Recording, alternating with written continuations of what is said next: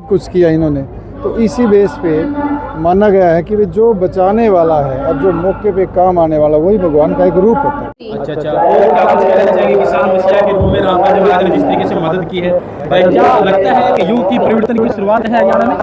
जी, मुझे तो ऐसा लग रहा है कि कलयुग में सतयुग का आगाज हो गया है। ऐसे संत जो हमारे पावन धरती पर आ जाए हैं, मैं उनकी बहुत बहुत आभारी हूँ। आपने लेटर पैड के माध्यम से किन किन सुविधाओं की मांग रखी रामपाल जी महाराज की आगे, कितने दिनों में वो पूरी करते हैं?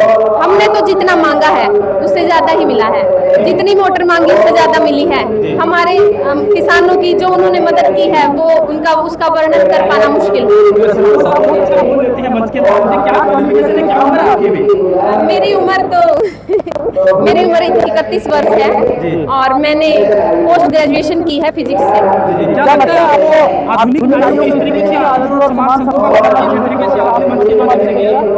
देखिए, जो संत रामपाल जी महाराज हैं उनको बहुत सारे लोग भगवान का दर्जा भी दे रहे हैं।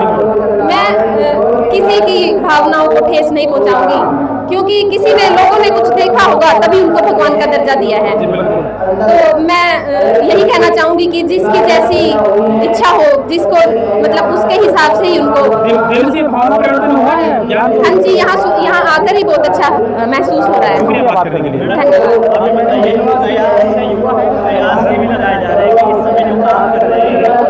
कि कहीं ना कहीं आने वाले समय में राजनीति में एंट्री करने के लिए भूमिका बनाई जा रही है, क्या लगता है?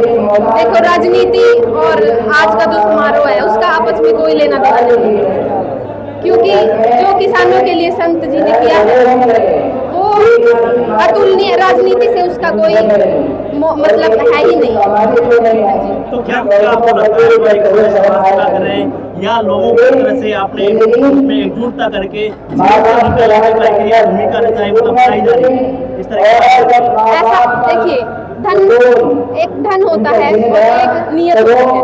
धन ना जाने कितनों के पास है, लेकिन आप देखिए संत जी ने धन होते हुए और इतना साफ नियत से उन्होंने किसानों की मदद की है। ये करना एक छोटी बात नहीं है।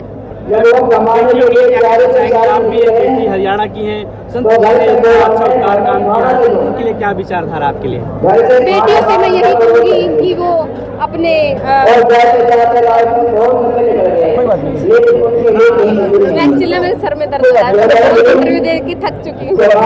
बात करें रामपाल जी महाराज ओके ना, बस क्या कहेंगे आज आप इस प्रोग्राम में आए?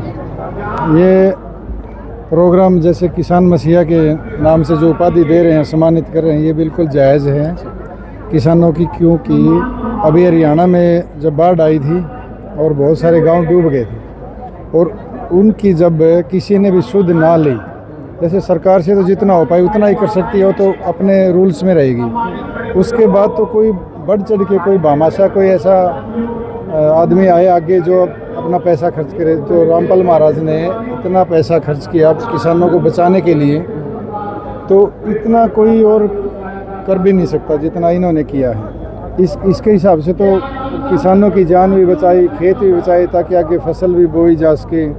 ये सब कुछ किया इन्होंने, तो इसी बेस पे माना गया है कि जो बचाने वाला है और जो मौके पे काम आने वाला वही भगवान का एक रूप होता है। जी बिल्कुल जी।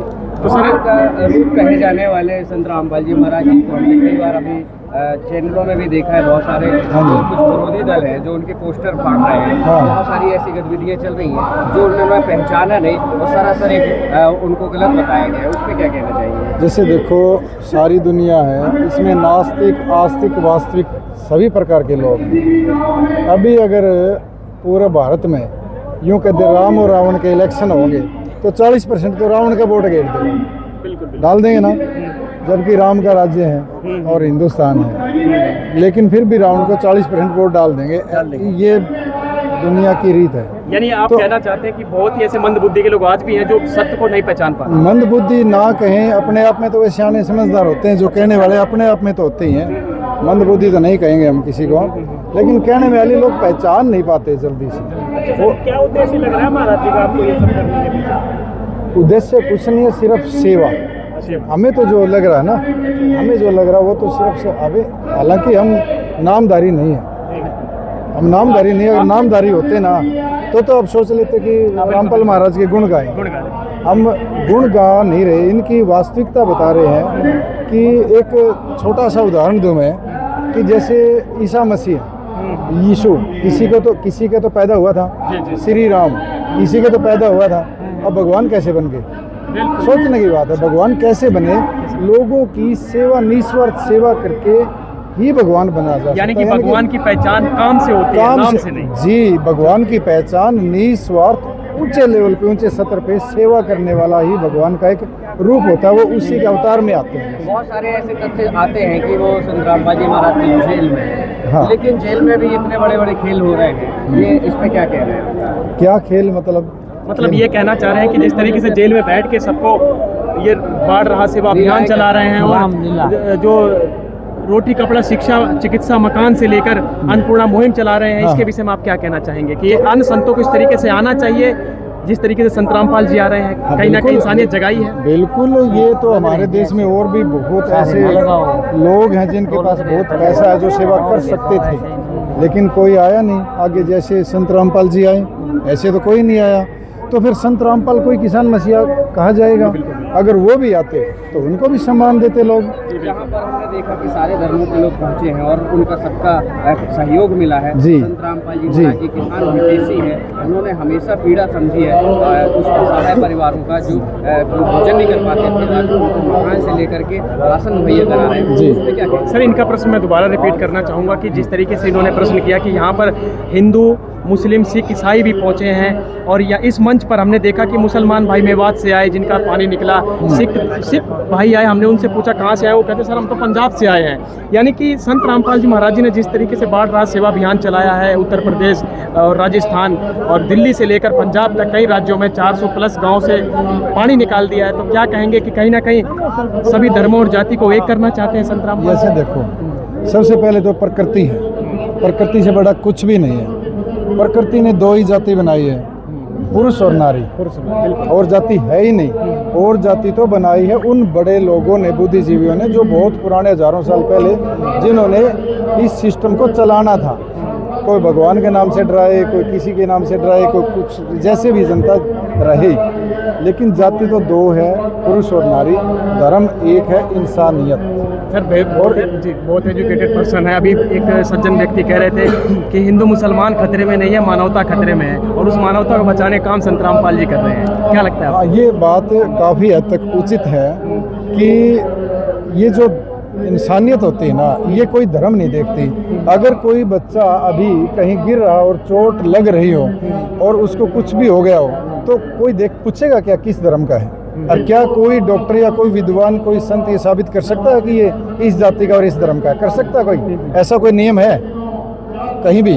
पूरे वर्ल्ड में कोई नियम हो तो बता दो आप। क्योंकि इंसानियत ही धर्म है, और वो धर्म निभा रहे हैं संत रामपाल जी, सिर्फ इस बेस पे कि कैसे सेवा की जाए वक्त पड़ने पे। आज नई जनरेशन आपको देख रही है, लोग कह रहे हैं कि नया वोट बैंक तैयार किया जा रहा है। देखो, आप देखो, दुनिया, मैंने पहले भी कही थी, 40% लोग रावण को वोट दे जाएंगे।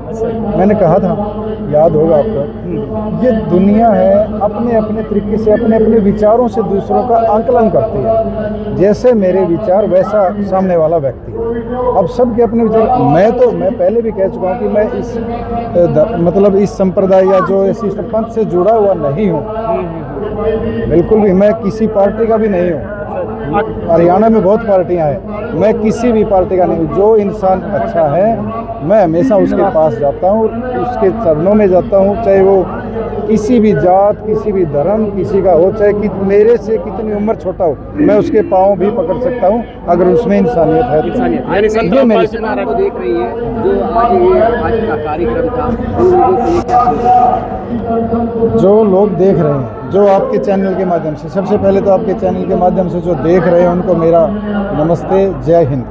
मैं आर्मी से हूँ, इसलिए थोड़ा मैं जय हिंद पे विश्वास करता हूँ। क्योंकि इस दुनिया में दो ही ऐसे पंथ हैं, जैसे जिनको बोलते हैं कि दो ही ऐसी शक्ति है, किसान और जवान।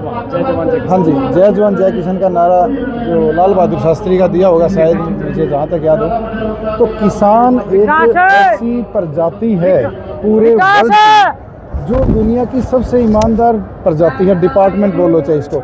क्योंकि ये जब बोता है ना अनाज, किसान। आया तो मैं 1 मिनट उसका चिड़िया और पशु खाते हैं ना उनका, बोते टाइम भी जब उग जाता है तो हरा हरा भी खाते हैं ना उनका, किसान भी।